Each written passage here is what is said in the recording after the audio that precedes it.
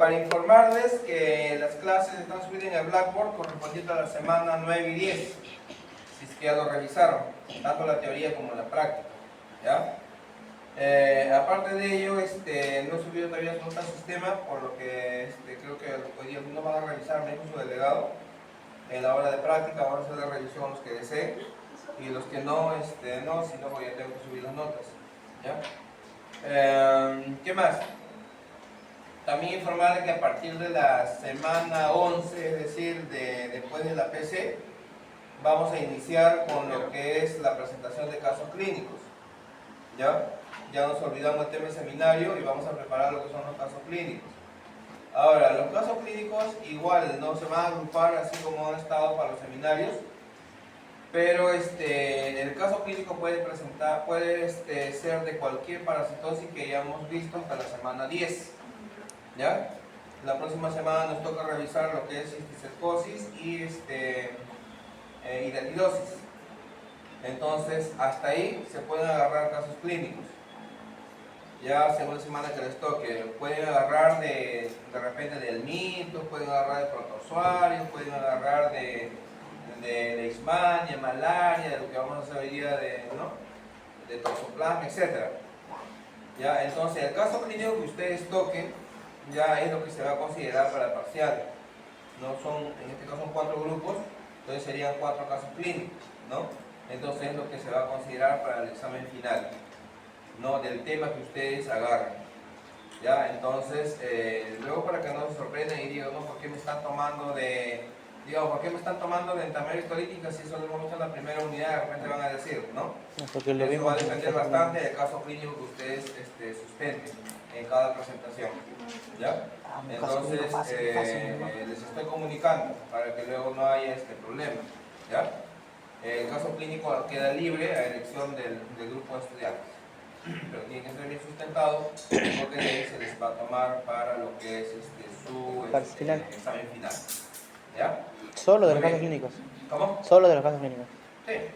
Otra cosa, para la próxima semana, la semana 10, tienen que presentar ya su trabajo, su trabajo concluido, no su proyecto. Ya terminado, les voy a habilitar la carpeta para que lo puedan subir ahí en la PC2. ¿Ya? Y luego hay algunos que lo están avanzando ya con sus trabajos. Eso lo tienen que presentar, su informe final tipo artículo lo tienen que presentar para la semana 15, el informe final de su trabajo, ¿ya? Bien, entonces eso es, y vamos a ir avanzando. Entonces, la próxima semana tenemos lo que es la PC2, y a partir de la semana 11, no ha venido su delegado ahora para coordinar sobre la conformación de los grupos. Bueno, ya que tienen conformado para establecer lo que son los casos clínicos, ¿ya? Entonces, de esa forma se va a trabajar en lo que es la segunda unidad. Nosotros elegimos los temas, ¿no, doctor? ¿Cómo? Nosotros elegimos los temas. Ustedes escogen el tema, ya, y el tema que escojan, ese va a ser tomado en ¿Teoría o PC? en el examen final. En el examen final. Las exposiciones van a ser semana por semana. Por semana. Porque el examen final nos toca también la semana 16. ¿No? Entonces tenemos la semana 11 para 12, 13, 14. Ahora tenemos tiempo para presentar los casos clínicos. Ya son 4 grupos, 4 casos clínicos. ¿Ya? Doctor, aparte del caso clínico, ¿usted también va a explicar la clase? ¿O solamente...? Yo voy a hacer la clase. Ustedes solamente se van a abocar al caso clínico. Pero esa clase no va a venir para... ¿Cómo? Esa clase no es para el final. Sí, sí. ¿O sí es? ¿También viene? La clase sí. ¿También? Ah, ya. Por eso yo le pregunté. La clase viene. Ya, la Yo clase por eso viene. dije caso clínico, solo caso clínico. Ustedes van a buscar y eso, porque si no, yo saco los casos clínicos, los temas que hacemos, yo les tomo el tema nomás, no hay problema, ¿no? Sino que se les está dando la opción a ustedes, que ustedes presenten el caso clínico y al menos leen, estudian y ya tienen, ¿no? No me hay problema, ¿ya? Entonces ya con sus colegas de la otra aula también ya lo coordiné y ya normal hemos llegado a ese acuerdo, ¿no? Para que luego después no haya reclamos, coordinación, que me están tomando cosas que no es, cosas que no corresponden, ¿no? Y si no están de acuerdo así, igual tienen que comunicar y tienen que informar, ya, para no tener inconveniente luego, ¿sí? Muy bien, como todavía no toca a partir de la semana 11, no hay problema. Entonces en la semana 10 tengo que coordinar ya con su delegado que es la próxima semana, ¿no? Para establecer de una vez las pautas, ¿no?, de lo que va a ser el trabajo de la segunda unidad. Sí, dime. Doctor, los hermanos todavía no se han pedido alrededor del examen. ¿El explica de parcial? No, pues por eso le estaba comunicando que todavía no he subido. No, uno, porque algunos van a revisar su examen. Ah, Claro, y una vez que hoy día revisemos, ya yo en la tarde o en la noche estoy subiendo todas las notas al sistema. Bueno, pues ya su colega ya revisaron hoy en la mañana, ya en la noche le subo sus notas. Supuestamente ya han visto la conformidad de sus notas. Entonces, esa es la forma como vamos a ir trabajando. ¿Ya? Muy bien. Bien. Para esta semana, jóvenes, seguimos con el tema de los hemohistoparásitos, como venimos trabajando ya desde la semana anterior, ¿no?, que estamos revisando lo que son hemohistoparásitos con leishmania, con tripanosomas, ¿no?, etc. Entonces ahora también igual, ¿no?, nos vamos a abocar a lo que es a estos dos géneros, al género Plasmodium, ¿no?, con varias especies, y a la especie Toxoplasma gondii. En este caso, dentro de todas las especies Toxoplasma, y el Toxoplasma gondii es el que parasita a los seres humanos, es el único que parasita a los seres humanos. ¿Ya? Y vamos a ver también la importancia que tienen estos parásitos, tanto Plasmodium como Toxoplasma. Dentro de la clasificación de estos protozoarios, están clasificados también dentro del grupo de los apicomplexos, esporozoarios o coccidios, ¿no? Pero sin embargo, a diferencia de Trypanosoma, a diferencia de Leishmania, no, estos carecen de kinetoplasma, ¿no? Los dos únicos protozoarios, ¿no?, que están clasificados dentro del orden de los kinetoplastidas son Leishmania y Trypanosoma cruzi, ¿no? Entonces, tanto Plasmodium como Toxoplasma pertenecen al mismo grupo de esporozoarios o apicomplexa, pero sin embargo carecen de esa estructura, ¿ya? Vamos a ver entonces, hablar un poco de lo que es Plasmodium, ¿no? El Plasmodium, el género Plasmodium, ¿no?, encierra varias especies, ¿no?, las cuales están relacionadas con la enfermedad conocida como malaria, o también se conoce como paludismo o como fiebre palúdica, ¿no?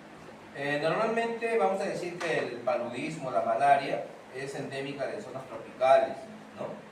Acá en la costa casi no escuchamos casos de pacientes con malaria, ¿no?, porque no tenemos acá el vector, ¿no? Pero sin embargo, si vamos a la selva, ¿no?, a la selva central, ¿no?, vamos a encontrar con frecuencia pacientes con diagnóstico de malaria, ¿no?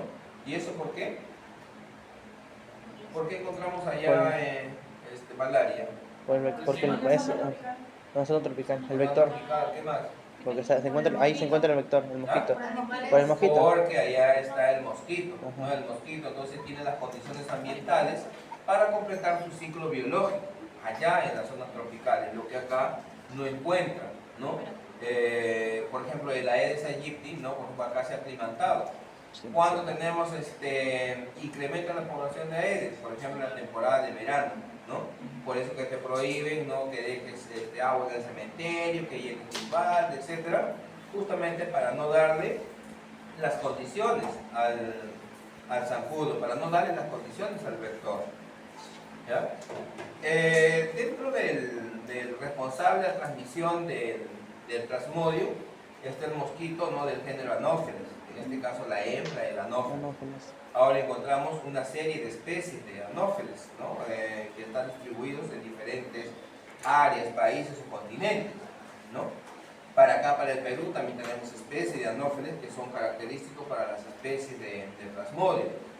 De las especies que vemos ahí, ¿no?, de las 4 especies que parasitan a los seres humanos, como es el Plasmodium vivax, malaria, falciparum y ovale, solamente 2 son los que tienen prevalencia o incidencia acá en el Perú, ¿no? Con mayor incidencia o prevalencia es el Plasmodium vivax, es el común, es el frecuente, ¿no? Luego le sigue, pero muy escasa incidencia, lo que es el Plasmodium falciparum, ¿ya?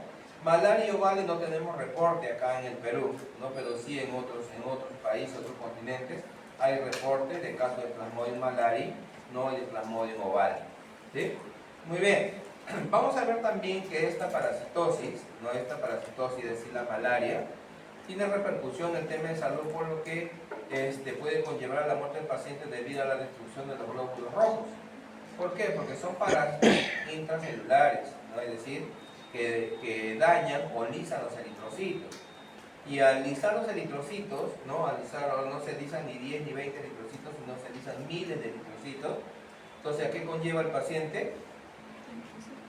¿A qué cuadro conlleva el paciente la deficiencia de Anemia. eritrocitos? A los cuadros de anemia, ¿no? Porque tiene repercusión también al tejido hepático, también lleva al paciente a un cuadro de ictericia, etcétera, ¿no? Unas complicaciones que se pueden dar a consecuencia de la malaria, que lo vamos a ver más adelante en lo que es la parte de patogenia y síntomas. Dentro del ciclo de vida de este parásito, de este apicomplexa o este esporozoario, ¿no? Dentro de su desarrollo, ¿no? Va a tener dos etapas. Uno que es la reproducción sexual, ¿no? Que se da en este caso en el mosquito Anopheles hembra, ¿no? Que viene a constituir el huésped definitivo, y la fase asexual que se da en este caso en el huésped intermediario que viene a ser los seres humanos, ¿no?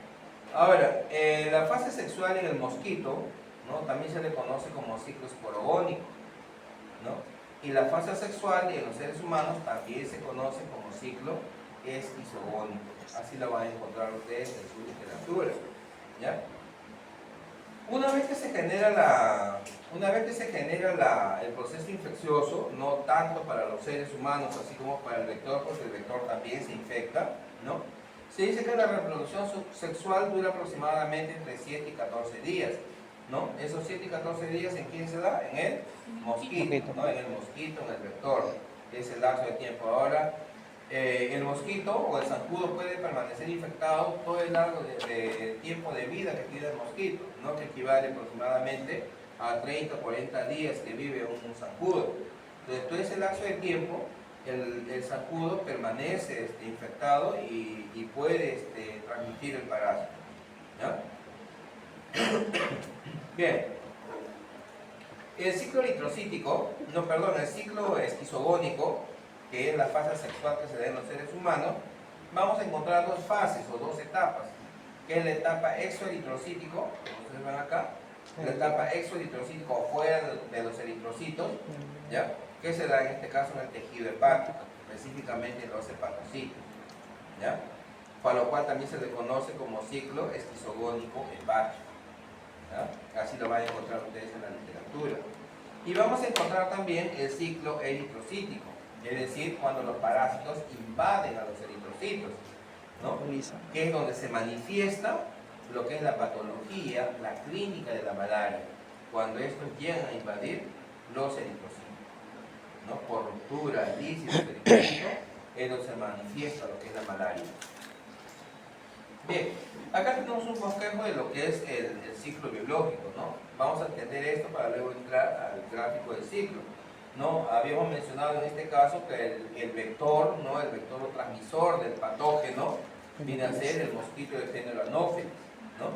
Para cualquiera de las especies de plasmodio, el género Anopheles, en este caso la hembra, es la responsable de la transmisión de la malaria acá en el Perú, y vamos a ver, ¿no? En este caso la fase infectante, ¿no? Que puede conllevar como los otros grupos de coccidios que hemos estudiado, ¿no? ¿Está bien lo que les he dicho? ¿O no? No es un coccidio, es un esporoso. ¿Ah? No es un coccidio, es un esporoso. Nada. Es una epicomplexa. ¿Ah? No les puedo que ustedes están escuchando, Ese ¿no? es en el mosquito. Les estoy mintiendo y ustedes ni caso. ¿No? Y así se va con esa información a su casa. ¿Va a repetir? No hay repetición. Es una sola vez nomás. ¿Qué dijo? No para. Te dijo, no me acuerdo. ¿No estás escuchando? Sí, pero Dijo que son un mosquito hembra de género Anopheles que va a causar la malaria. Claro, les estoy diciendo que el mosquito no es responsable de la transmisión de la malaria, ¿no? Cuando eso no es cierto, ¿no? Porque no hay Porque el malaria en mosquito es el responsable de transmisión de qué? el parásito. Del plasmodio, ¿no? Del parásito. Entonces eso es lo que les estoy tratando de decir, ¿no? También su compañía llegó de último y al menos se han dado cuenta. Ustedes, nada. Hay que estar atentos ahora. Fácil les puedo mentir y ustedes se van así y después van a examen. Se equivocan. Bueno, vamos a ver. Entonces decimos, ¿no?, que el anófeles en este caso es responsable de transmisión, en este caso el parásito, ¿no? La fase infectante para los seres humanos viene a ser el esporozoito. Así como sucede en los otros coccidios, ¿no?, como ciclospora, isospora que hemos estudiado, los esporozoitos vienen a ser, en este caso, la fase infectante para el sistema digestivo, ¿no? En este caso, ¿dónde se van a encontrar estos esporozoitos? En las glándulas salivales del mosquito. Ahí se encuentran estos esporozoitos. De tal manera que cuando el zancudo pica, ¿no?, en la saliva del mosquito, ingresan los esporozoitos hacia los seres humanos. Luego vía sanguínea, ¿no? Luego vías sanguíneas son llevados al tejido hepático, específicamente a los hepatocitos, ¿no? Entonces acá se da inicio a la primera fase asexual del parásito, es decir, al ciclo esquizogónico hepático, ¿no?, o ciclo exoeritrocítico también se le conoce, ¿ya? Estos esporozoitos van a madurar, ¿no?, y se van a transformar, por decirlo así, en esquizonte. Vamos a encontrar acá un esquizonte joven, esquizonte maduro. Estos esquizontes, ¿no?, es decir, lo que se ha formado dentro del hepatocito, porque son intracelulares, pueden contener hasta 15.000 merozoitos, ¿no? ¿Se recuerdan ustedes que también en la fase sexual del critosporino, ciclospora, también sucedía lo mismo, ¿no? El meronte 1, meronte 2, dentro de ellos se desarrollaban los merozoitos. Igualito sucede acá, ¿no? Entonces, dentro del esquizonte hepático vamos a encontrar, la literatura nos indica, hasta 15.000 merozoitos. Una vez que llega a su fase de maduración, estos esquizontes se lisan, se rompen y se liberan estos merozoitos.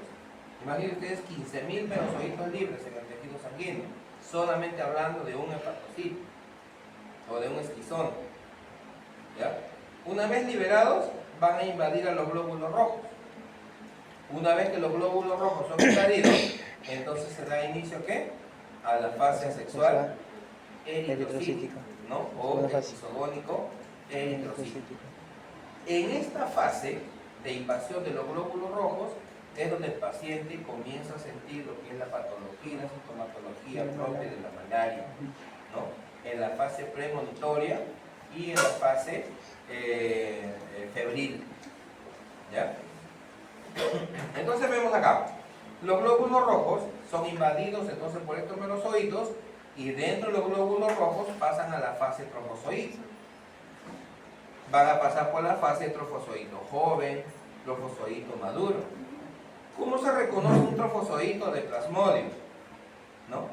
Es porque tiene forma anular, es decir, que es como si fuera un anillo, ¿no? Un anillo, ¿no?, que ustedes le regalan a su flaca, ya, con una perlita roja ahí y un arito, ¿no? Así se parece el trofozoito de Plasmodium, ¿ya? El joven, ¿no?, cuando ya está el trofozoito ya está maduro, entonces ya vamos a encontrar un trofozoito ameboide, es decir, con un citoplasma ya deforme. ¿Pero por qué se le llama todavía trofozoito? Porque solamente cuenta con un solo núcleo. Por eso todavía se denomina trofozoito, sea joven o sea maduro. Una vez que el trofozoito madura, pasa a la fase de esquizonte. Estamos hablando del esquizonte eritrocítico. Dentro del esquizonte eritrocítico ya se van a formar solamente 12 o 24 merozoitos. Llega la fase de maduración este esquizonte joven, esquizonte maduro, que lo vamos a ver hoy en el laboratorio, se lisa y libera todos estos merozoitos. Estos merozoitos reinician el ciclo nuevamente, vuelven a invadir otros glóbulos rojos, ¿no? Y en otros glóbulos rojos se van a diferenciar en gametocitos, es decir, macro y microgametocitos, o células sexuales masculina y femenina del parásito, ¿no? En este caso los gametocitos viene a ser la fase infectante para el mosquito, es decir, cuando la hembra nuevamente el zancudo pica, se lleva estos gametos. En el sistema digestivo del mosquito comienza el proceso de fecundación, entonces se da inicio a la fase sexual del parásito, o también se conoce como ciclo esporogónico. Se va a formar un cigoto, se va a formar un ookineto, un ooquiste, ¿no? Y de estos ooquistes se van a liberar los esporozoitos, que se van a alojar nuevamente en las glándulas salivales del mosquito. Ahí se van a quedar. Y sigue el ciclo se reinicia. ¿Ya? Vamos a detallar un poco más en el ciclo sobre la patología. Todo lo que hemos hablado anteriormente, todo lo que hemos hablado acá, está acá, ¿no? En este lado que corresponde al vector, estamos hablando de ¿qué? Es El sexual, ciclo, sexual. el ciclo sexual del parásito, Parásito. o también conocido como ciclo Que es son esporogónico. esporogónicos. ¿Por qué se le llama esporogónico? Porque Porque termina en con la formación de gametocitos. esporocitos, por eso se A le partir de llama gametocitos. ciclo esporogónico. Y luego tenemos acá en los seres humanos, tenemos la fase esquizogónica Esquizogónica. o la fase asexual del Asexual. parásito. En una primera etapa tenemos la esquizogónica Hepática. hepática o exoeritrocítica también, y tenemos la segunda parte que viene a ser Esquizogónica la eritrocítica. esquizogónica eritrocítica o ciclo eritrocítico. La manifestación clínica del paciente o de la malaria, ¿no?, se da en este ciclo, en el ciclo eritrocítico. Acá se manifiesta el cuadro clínico, es decir, el cuadro premonitorio y el cuadro febril. ¿Ya? Como vemos acá, miren ustedes, cuando el zancudo pica, ¿no?, inocula los esporozoitos. Estos se van vía sanguínea a los hepatocitos, ¿no? Van a madurar hasta formar un esquizonte. Este esquizonte se lisa y 15.000 se liberan los esporozoitos. melanozoitos. 15.000 esporozoitos. Estos melanozoitos, aproximadamente 15.000, invaden los glóbulos rojos, ¿no? Acá va a pasar por el estado de trofozoito, como vemos acá, uno en forma anular. Acá también tenemos un Trofozoito maduro, esquizonte joven, esquizonte maduro. Se lisa y se liberan también otros melanozoitos, ¿no? Se liberan los melanozoitos, algunos se van a diferenciar en gametocitos y otros van a volver a invadir otro glóbulo rojo sano. ¿Ya?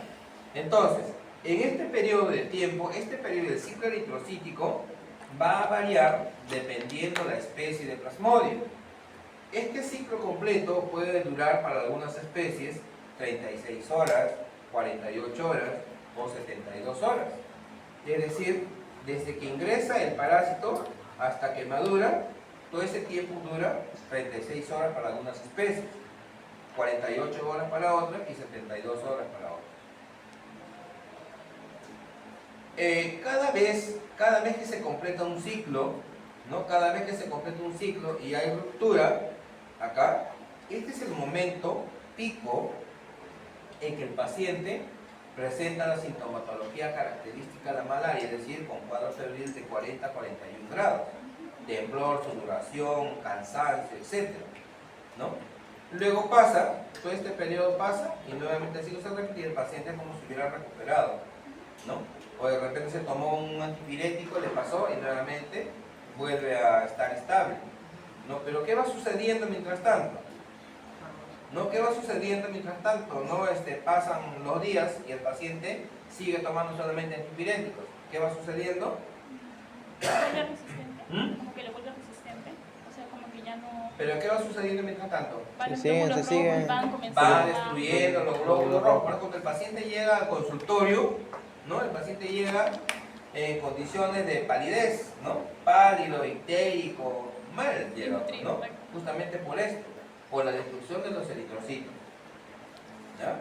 Acá vemos los gametocitos, como les decía, no los gametocitos, que son estructuras diferentes para cada especie, lo cual constituye la fase infectante para el mosquito. El mosquito se infecta, dentro del sistema digestivo del mosquito se va a formar lo que es el cigoto, ¿no? Se va a formar el ovoquineto, el ovoquiste, y por último tenemos acá los esporozoides, ¿no? Nuevamente el ciclo se repite. Bien, dentro de la patogenia, ¿no?, dentro de los síntomas a consecuencia de plasmodio, dice que esto va a depender bastante de la especie de plasmodio, ¿no? ¿Por qué? Porque cada especie hemos dicho que no cumple el ciclo al mismo tiempo, o sea, no es igual, ¿no?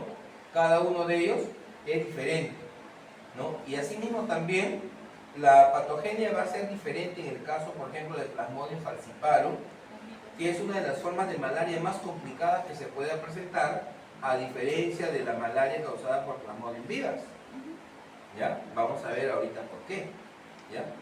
Entonces, la patogenia y síntoma va a depender una de la especie y también lo que venimos hablando siempre de la inmunidad del paciente, o sea, del sistema inmunológico, ¿no? De eso también va a depender, son dos factores por los cuales puede depender, ¿no?, la patología y síntomas de la malaria. El periodo de incubación, es decir, la persona cuando se infecta, ¿no?, puede durar desde 8 hasta 30 días, y esto va a depender de estos dos factores que hemos mencionado anteriormente, ¿ya? Y la enfermedad se puede llegar a manifestar cuando la parasitemia alcanza esta concentración por mililitro de sangre o pool de sangre. Entonces vamos a encontrar una densidad elevada de parásitos donde en este caso la patogenia se hace o la enfermedad se hace más intensa. Bien, vemos acá lo que es parte de la patogenia, ¿no? Vamos a tener un cuadro de fiebre continua, malestar general, cefalea, náuseas, vómitos, ¿no? En este caso los accesos febriles se pueden manifestar cada 48 horas, 36 horas, 72 horas, dependiendo de la especie, ¿no?, con escalofríos y fiebres que pueden llegar hasta 41 grados, ¿no? Lo cual conlleva al paciente que tenga pues cuadros de escalofríos, terciana, etcétera, ¿no? Y luego viene la etapa de sudoración. Una vez que el parásito ha completado su ciclo, ha pasado el cuadro febril, el paciente comienza a transpirar, es como si fuera una sensación de alivio, ¿no? Algo así se manifiesta en el caso de la malaria, ¿ya? Y bueno, ya sabemos que se va a dar un cuadro de anemia por destrucción de los eritrocitos, va a haber afección del tejido, ¿no?, del hígado, del vaso, etc., ¿no? ¿Por qué? Porque en una primera etapa llega a invadir esto. Ahora, también sabemos nosotros, ¿no?, que al destruirse los eritrocitos va a haber deficiencia de ¿qué? En los diferentes órganos. Oxígeno. De oxígeno. Por eso también se habla de una hipoxia cerebral, etcétera, ¿no? Todas las complicaciones que pueden traerse a consecuencia de la malaria. Bien, cuando hablamos de Plasmodium falciparum, habíamos dicho que era una de las formas de malaria más graves o severas que podía darse, ¿no? ¿Por qué? Porque dentro de la malaria causada por este parásito, se dice que tiende a modificar los eritrocitos. Aparte que los invade, los modifica, ¿no?, la superficie de los eritrocitos, conllevando la formación de estructuras que se conoce como nodos, que vienen a ser como unas protuberancias sobre los eritrocitos, ¿no? ¿Y por qué se da eso? Eso va a conllevar a que se dé lo que es la aglutinación o citoadherencia de los eritrocitos. Entonces, al unirse, ¿no?, o aglomerarse los eritrocitos, ¿a qué puede conllevar al paciente? Una obstrucción. A un cuadro de trombosis, ¿no? Por eso se dice que la malaria causada por Plasmodium falciparum es una de las formas más graves que se puede presentar, ¿no?, por esta parasitosis. Por eso dice que forman rosetas aglutinadas, ¿no?, etcétera, en las cuales pueden conllevar, ¿no?, a la formación de estos trombos. Vemos acá. Esta protuberancia que se genera en la superficie de los eritrocitos constituyen el factor de virulencia, ¿no?, para, en este caso, para lo que es la malaria causada por Plasmodium falciparum. Puede verse afectado a diferentes órganos, ¿no?, como vemos acá, a consecuencia de esta parte, ¿no?, de la enfermedad, a consecuencia del Plasmodium falciparum. Como vemos acá, se pueden formar estos grupos, rosetas o aglutinaciones que pueden obstruir los conductos, ¿no?, y de esa manera generar trombos. En las manifestaciones clínicas, para todos los casos de malaria, la anemia grave se puede presentar siempre, ¿no?, con diferentes afecciones como son la pancitopenia, disminución de glóbulos rojos, puede darse lo que es el paludismo cerebral, como decía, con cuadros de hipoxia, con deficiencia o déficit de oxígeno, las complicaciones metabólicas que se pueden generar, ¿no?, por afección al hígado, por afección al vaso, conllevando a lo que es una acidosis metabólica, con cuadros de hipoglucemia, ¿no?, es decir, la disminución de glucosa en sangre o en suero. El tejido renal también se ve afectado, porque sabemos que es el responsable de filtrar la sangre, ¿no?, entonces también se ve afectado a nivel de los pulmones, etcétera, ¿no? Entonces, una serie de complicaciones que pueden conllevar los cuadros de malaria. Y a veces el paciente llega en estas condiciones, ¿no?, a la atención, ¿no? Va a la primera, digamos, acceso febril que se le pueda presentar al establecimiento. Según la epidemiología, habíamos hablado que esta parasitosis generalmente es endémica de zonas tropicales y subtropicales, ¿no? Es por la biología también, ¿no? del mosquito, del zancudo, ¿no? Que en este caso encuentran las condiciones adecuadas para poder desarrollarse. Por ejemplo, acá, no todo lo que está en la franja roja, como ustedes ven, constituye las zonas tropicales de estos continentes. Entonces, ahí vamos a encontrar, ¿no? Lo que son presencia de malaria, ¿no? Y por ende la presencia del mosquito, ¿no? Y acá el Perú no está exento de eso, ¿no? Encontramos en varios países de Sudamérica, encontramos presencia entonces de anófeles y también de malaria. Bien, dentro de la parte epidemiológica vamos a ver, ¿no? Su reservorio, vamos a ver el mecanismo de transmisión de esta parasitosis, que está dado en este caso por la picadura de la anófeles hembra, ¿no? El ciclo de vida del mosquito, que puede durar, como decía, de 30, 40 o 45 días. Durante todo ese tiempo permanece infectante el mosquito. Otras formas de transmisión también es a través de transfusión sanguínea, ¿no? Por el que en los bancos de sangre se lleva un buen proceso de tamizaje para evitar, ¿no? que las sangres puedan ir contaminadas con plasmodium.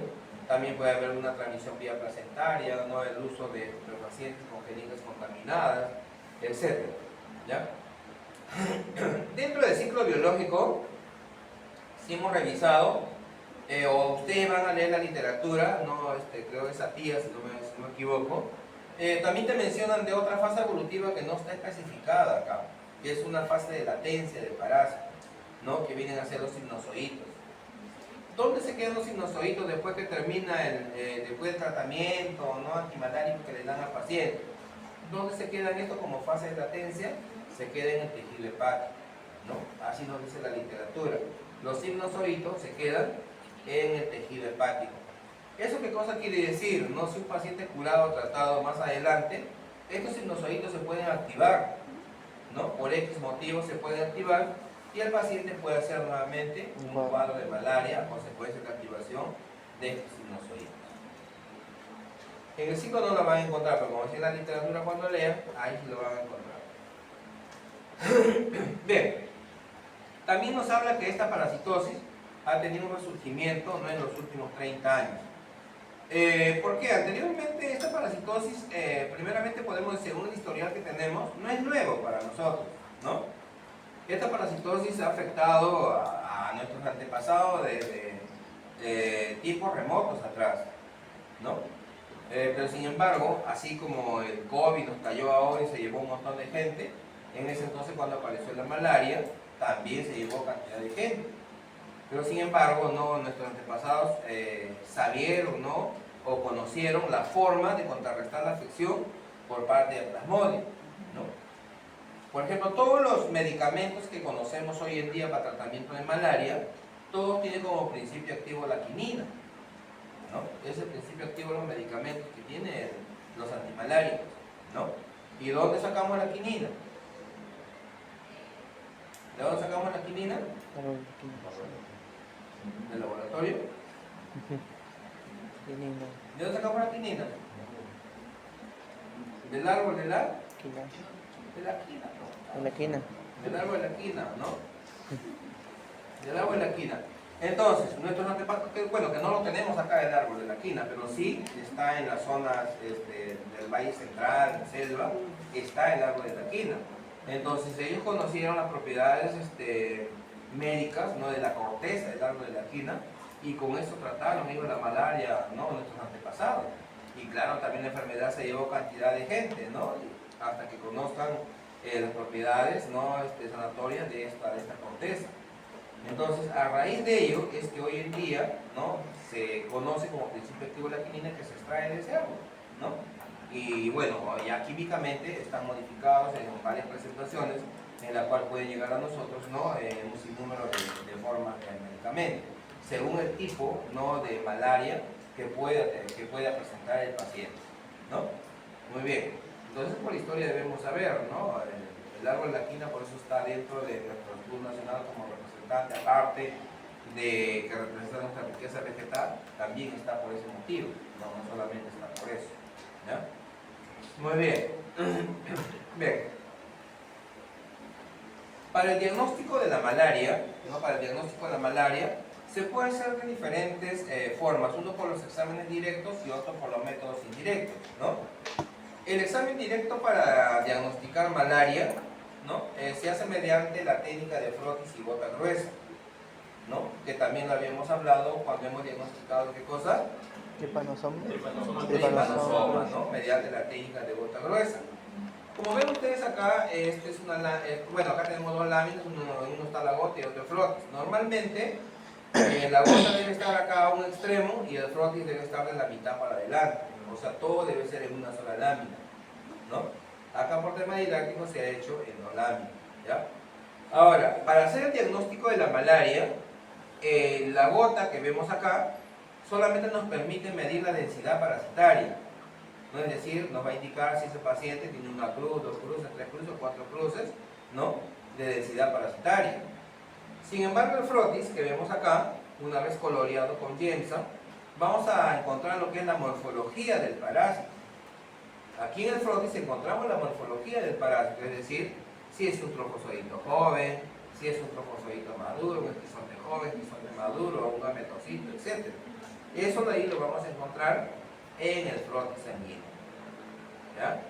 ¿Eso qué cosa quiere decir? Que en la gota ya no vamos a encontrar, ¿no? Si se trata de un trofozoito joven, si se trata de un esquizonte joven o maduro, ya no lo vamos a poder diferenciar, ¿no? Porque acá se lisa con la esquina de una lámina, ¿no? Se lisa, se da con círculos concéntricos para poder lisar los eritrocitos y liberar la cantidad de parásitos y podamos hacer el goteo, ¿ya?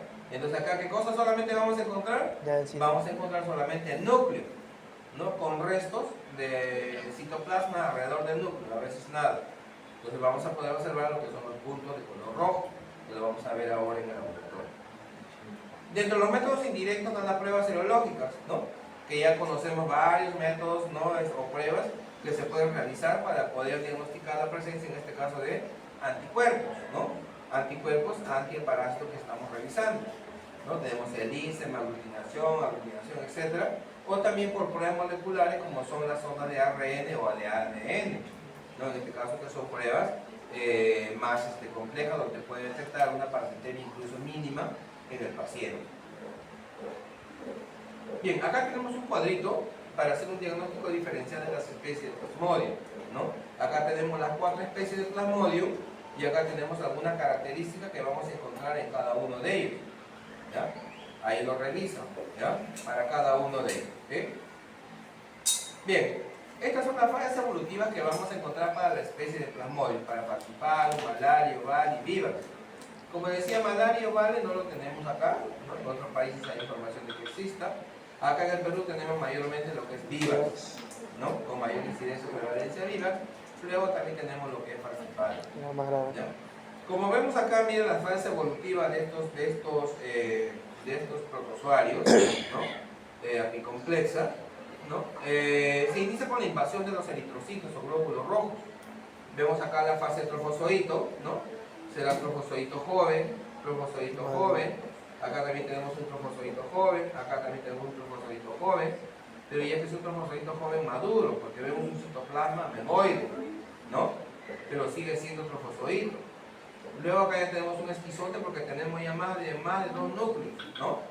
Todos estos puntitos rojos constituyen los núcleos, ¿ya? Acá tenemos un esquizonte maduro, ¿ya? Y acá tenemos lo que son los gametocitos, ¿no? El macrogametocito y microgametocito. Entonces muchas veces las diferencias de las especies se hacen solamente con el reconocimiento de los gametocitos que son diferentes, porque las otras formas, tanto trofozoitos y esquizontes, son muy similares, son muy parecidos, que no nos permiten hacer la diferenciación, pero sí por la forma de gametocito sí lo podemos diferenciar. Para Plasmodium falciparum sus gametocitos son de forma alargada, unos platanitos, ¿no? Entonces se diferencian de los gametocitos de Plasmodium vivax, ¿ya? Y de ahí se hace lo que es la diferencia de especie. Bien, vamos a revisar ahora la otra especie, el otro apicomplejo, que es el Toxoplasma gondii. Como les había dicho al inicio, es la única especie que parasita a los seres humanos, ¿ya? En este caso de afección, de repercusión en los seres humanos. Ahora, la toxoplasmosis, ¿no? La toxoplasmosis humana, normalmente es un cuadro asintomático, ¿no? Muchos de acá nosotros podemos estar infectados, ¿ya?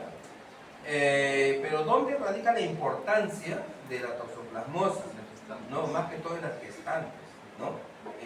Cuando las mujeres entran en el periodo de gestación es donde se puede manifestar, ¿no? Lo que es la toxoplasmosis.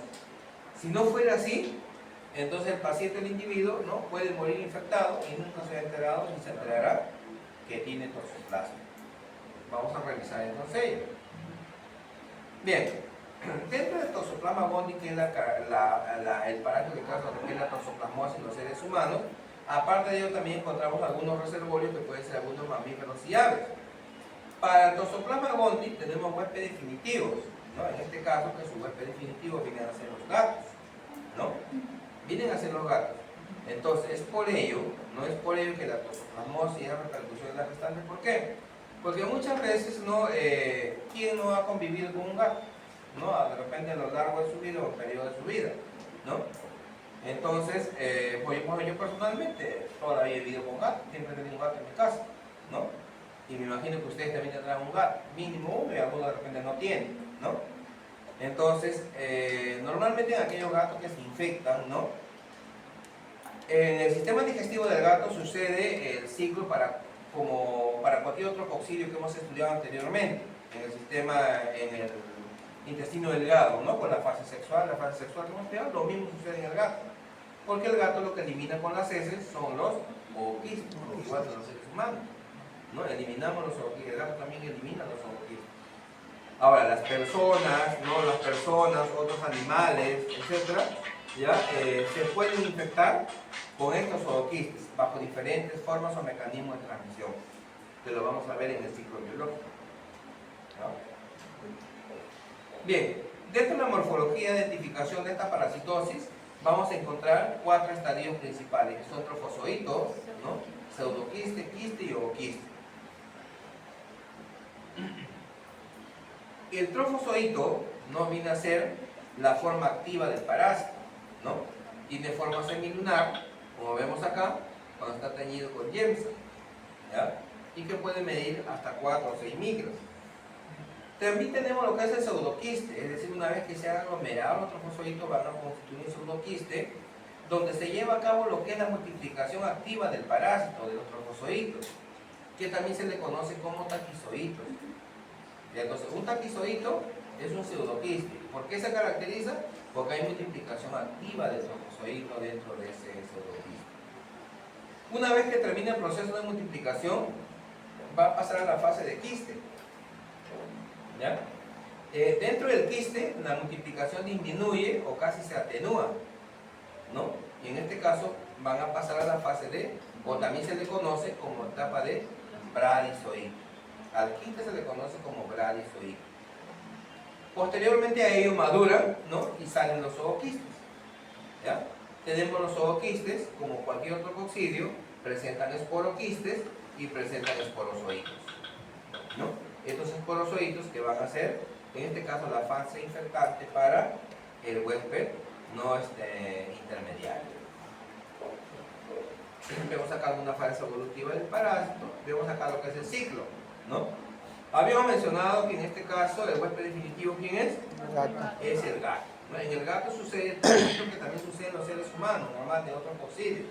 Entonces el gato elimina lo que son los zooquistes, ¿no? Sus huéspedes intermediarios para el gato, vienen a ser las aves o los roedores. Porque estos roedores o estas aves, al ingerir los ooquistes, ¿no? Se van a alojar en el tejido muscular de estos animales. De tal manera que cuando el gato se alimenta de estos animales, se vuelve a infectar, ¿no? Se infecta con estos quistes, ¿ah? Se infecta. Y el ciclo del gato nuevamente se reinicia, ¿no? En el sistema digestivo del gato. Y libera nuevamente los zooquistes. Estos zooquistes, cuando están expuestos, ¿no? Pueden también infectar a los animales que nosotros, a la carne, ¿no? Que nosotros consumimos, como el ganado porcino, el ganado ovino. Puede contaminar sus alimentos de estos animales. Igual, ¿no? Se va a alojar en el tejido muscular de estos animales. Al consumir nosotros en mal estado de cocción de estas carnes, nos vamos a infectar. ¿no? No vamos a infectar. Otra forma, otro mecanismo de transmisión es a través también de la manipulación de alimentos o la manipulación de la caja de arena en los gatos, ¿no? También viene a ser otra forma de transmisión para este parásito. El parásito, una vez que ingresa, se puede quedar en nuestro tejido muscular por el periodo de nuestras vidas. Ahí se va a quedar. ¿Eso qué cosa quiere decir? Que seríamos nosotros un huésped. ¿Qué tipo de huésped? Un huésped, cuando se acaba el ciclo, ¿cómo se llama? Definitivo. Huésped paraténico, ¿no? Paraténico. Huésped paraténico, donde se termina el ciclo, donde se cierra el ciclo, ¿ya? Pero sin embargo, ¿no? Como vemos acá, ¿no? Esta parasitosis toma repercusión cuando las mujeres entran en estado de gestación. ¿Por qué? Porque se da lo que es la toxoplasmosis congénita, es decir, una vez que las mujeres empiezan a gestar, estos quistes se activan y nuevamente pasan a la fase trofozoito, se activan y pueden pasar a través de la placenta hacia el feto, ¿no? Y la repercusión o la consecuencia de la toxoplasmosis en el feto son varias, ¿no? Como son cuadros de hidrocefalia, ceguera, etc. Una serie de repercusión que puede traer en el feto del recién nacido. Otras formas de infección tenemos acá también lo que son las transmisiones sanguíneas, ¿no? Por lo que para la toxoplasmosis. Dentro de la patogenia, no habíamos mencionado sobre la fusión, ¿sí? Doctor, disculpe, ¿en qué fase se almacena en el tejido muscular del vertebrado? En cualquier parte. No, ¿en qué fase? O De quiste. Como quiste. O quiste. Quiste. Quiste. Quiste. El ooquiste solamente es la fase infectante, nada más. Ya. Claro, el ooquiste es la fase infectante, ¿ya? Entonces entra el ooquiste y luego se va, ¿no? A formar un quiste en el tejido muscular. Nada más. Ok. Bien, se dice que no, dentro de la patogenia y síntomas que se pueden generar o no por esta parasitosis, ¿ya? Vamos a ver que hay daño lo que es a tejido muscular, por eso dice que hay una invasión tisular por parte de los taquizoitos, ¿no? Va a haber un cuadro de reacción inflamatoria, va a haber un cuadro de hipersensibilidad a los componentes antigénicos de este parásito, etcétera, ¿no? Va a depender en este caso la virulencia de la cepa, ¿no? De la susceptibilidad del hospedero, que es característico para cualquier parasitosis, ¿no? Bien, la reactivación, como les había dicho, no se puede generar en este caso cuando hay bajas defensas, ¿no? O cuando se da el periodo de gestación, que va a haber la ruptura de los quistes, ¿no? Y se liberan los trofozoitos, ¿no? Se liberan los trofozoitos que van a invadir, en este caso, ¿no? Otro tipo de tejido. La severidad de la parasitosis va a depender bastante según la respuesta inmunitaria del paciente. De eso va a depender como cualquier otra parasitosis. Se pueden generar cuadros de abortos espontáneos, neonatos con cuadros de cobiorrenitis, meningocefalitis, miocarditis, ¿no? Hidrocefalia, etc. Si por A o B el neonato llega a sobrevivir, ¿no? Hasta la fase adulta, ¿no? Puede terminar con estos cuadros de cobiorrenitis o ceguera. No, en todo caso también puede morir en el lapso de afección por toxoplasma. Vemos acá, por ejemplo, ¿no? Afección lo que es a tejido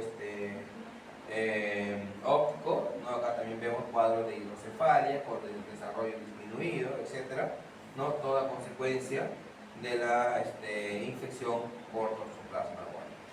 Bueno, la epidemiología que ya lo hemos explicado, ¿no? Entonces para eso sabemos que constituye una zoonosis, porque se transmite, ¿no? Esta parasitosis llega de los animales hacia los seres humanos, ¿no? Por eso se conoce como zoonosis. Acá vemos nosotros, por ejemplo, ¿no? Los gatos, ¿no? Cuando defecan, ¿no?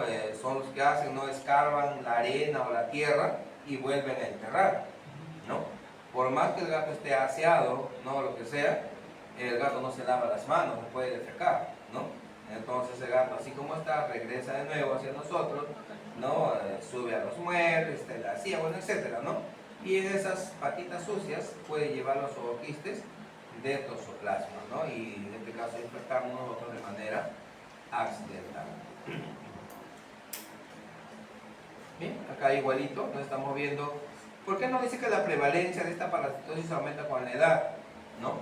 Si tenemos, por ejemplo, féminas que han estado en contacto, ¿no? Con gatos durante bastante tiempo de su vida, cuando ellos, a medida que van creciendo y entrando en estado de reproducción, entonces también la incidencia, la prevalencia también va a ir en aumento, va a ir en incremento, porque vamos a tener nuevos casos, ¿no?, de gestantes con cuadro de toxoplasmosis. Bien, el diagnóstico había mucho que se puede hacer por los métodos directos, ¿no? Por método directo, ¿qué tipo de muestra tenemos que tomar? Muscular, tejido. ¿Mm? Tejido muscular. ¿Tejido muscular? Tejido, cultivo de tejido. ¿Es un método directo? Ah, ¿Mm? no. A ver, acá cualquiera de ustedes puede estar con toxoplasma, ¿no? ¿Y qué examen te voy a hacer? Biopsia, ¿sí? Biopsia. ¿Cobre para el histológico? Hay inoculación experimental. ¿Ah? Inoculación. De todo lo que hemos hablado, entonces, ¿cómo tenemos que diagnosticar toxoplasma? Por ejemplo, yo que he tenido ya leído, ¿no? Usted me pregunta como médico, ¿has convivido con gatos? Sí, doctor, a los 20 años. Ya, entonces, ¿qué me dirías a mí? Para que ustedes corroboren si yo pueda tener o no toxoplasma. Posible sintomático. Claro, la toxoplasmosis es sintomática, ¿no? Entonces, pero ¿cómo diagnosticarías tú la toxoplasmosis en este caso de un paciente que ha convivido con gatos años? ¿Mm? Dice que se queda como quiste en el tejido muscular. Ajá. Claro. Biopsia. Creo que eso es palpable, ¿no? Biopsia. Por un Eso sería. no creo por lo Biopsia. Biopsia. No está vivo. Biopsia siempre y cuando sepas que te lo quiste ahí, porque a veces no se palpa, no se ve. Cortes ese Como usted me patrón. ve acá, yo no tengo ni un quiste que esté expuesto. Entonces, ¿cómo harían el diagnóstico de esos pacientes?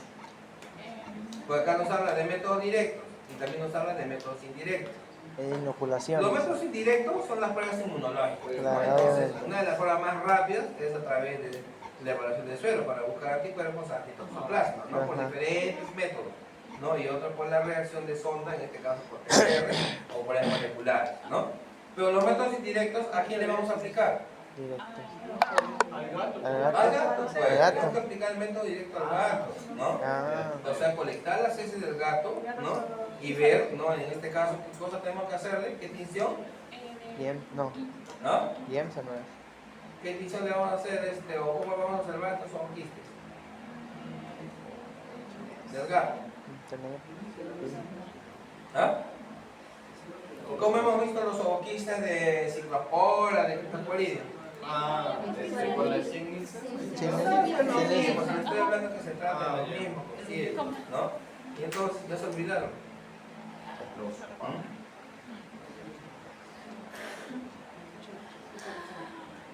Bien, acá tenemos alguna imagen de diagnóstico por inmunofluorescencia, etc. Y la conclusión de los temas del día de hoy, tanto de malaria como toxoplasmosis, ¿no? ¿Preguntas? ¿Ninguna? ¿Todo claro? El pseudoquiste no. ¿Cómo? ¿El pseudoquiste es en el gato? Sí. ¿El pseudoquiste? El Sí. pseudoquiste. Da el gato. En el gato vamos a encontrar nosotros todo lo que es la fase sexual y sexual del parásito con la eliminación de ooquiste. Entonces, el pseudoquiste se da en el huésped, ¿no? Por ejemplo, en los roedores, ¿no? Una vez que se infectan, se liberan los esporocitos, ¿no? del ooquiste y se van a desarrollar y eso se va a enquistar en el tejido. Mientras se esté multiplicando, van a estar en la fase pseudoquiste. Una vez que termina la multiplicación, pasan a la fase de quiste y en esa forma se queda. Doctor, en este caso, para que esta paciente prevenga lo que viene siendo estos parásitos y para que no se le manifieste la gestación, ¿qué es lo que ella tiene que prevenir? En este caso, por ejemplo, si por ejemplo usted que ya ha tenido contacto con gato, ¿no? Y de repente el otro año ya usted quiere procrear, ¿no? Estamos en un supuesto, ¿no? No, Ya, usted de repente quiere procrear, ya, pues, ¿no? Entonces, si yo tengo el antecedente, usted va del médico, ¿no? El doctor, ya por otro año quiero formar mi familia, ¿no? Silencio. Entonces, el médico le va a indicar, ¿no? Todos los riesgos que pueda conllevar y dentro de ellos está la exposición a estos gatos, ¿no? Por el problema de la toxoplasmosis. Y si fuera así, entonces usted tiene que indicarle, según antecedentes, ¿usted ha tenido contacto con gatos? ¿sí? Bueno, ahora que ustedes ya saben, ¿no? Ujú. Entonces, pero si el médico no les pregunta a ustedes, bueno, no se habrá acordado o habrá estudiado, ¿no? Entonces, es lo primero que tienen que preguntar, ¿no? Los riesgos de exposición. Entonces, si la paciente ha tenido riesgos de exposición, entonces se le tiene que mandar a hacer un examen de toxoplasmosis por métodos indirectos, ¿no? Si le sale negativo, entonces tiene toda la autorización para procrear. Pero por haberle salido positivo, entonces tiene que administrar el tratamiento, ¿no? Para control del toxoplasma primero. Y luego recién, previas evaluaciones, ¿no? Recién entrar a la procreación. Primero. Solamente las mujeres embarazadas van a hacer el cuadro clínico. No, también nos habla de pacientes con VIH. Ya de pacientes con VIH por el mismo problema de sistema inmunitario también se dice, ¿no? Pero en este caso la repercusión más es en el gestante. Ahora, por ejemplo, ¿no? Hay exámenes que se dan en las que están cuando ya son diagnosticadas, ¿no? O sea, ya están, pónganse, ¿no? Que de repente ya van gestando el médico y le dicen que sí han tenido contacto con gatos, pero ya están en periodo de gestación. En este caso, existe la prueba de TORCH, ¿no? Para gestantes, ¿no? Que es toxoplasma, rubiola, herpes, citomegalovirus. Entonces, un examen completo que se le hace a la gestante para descartar no solo toxoplasma, sino también el riesgo a otras infecciones, ¿no? Que solamente aplica en este caso tanto para pacientes VIH o pacientes embarazadas, ¿no? Con riesgo de afección por toxoplasma, no más no a la gestante. Doctor, de acuerdo al ciclo biológico, dijo que era igual que los coccidios, tanto desde sus reproducciones asexuales y sexuales. ¿También se va a presentar todos en el mismo roedor o en el gato? No, pues eso se da solamente en el gato. Ah, en el gato. Claro, por ejemplo, el gato es el huésped definitivo, ¿no? Igual que nosotros somos los huéspedes definitivos para los coccidios, ¿no? Entonces, en el gato, una vez que el gato se infecta con el quiste, se supone que una vez que el gato ingiere el quiste, ¿no? Se liberan los trofozoitos. Estos van a invadir los tejidos del epitelio intestinal, ¿no? Van a pasar por toda la fase que ya conocemos y van a salir bajo la forma de oquiste, ¿no? Bajo la forma de oquiste son liberados en las heces del gato. Y es como nosotros nos infectamos con esos productos. Bien, chicos, terminamos ahí entonces. Bien.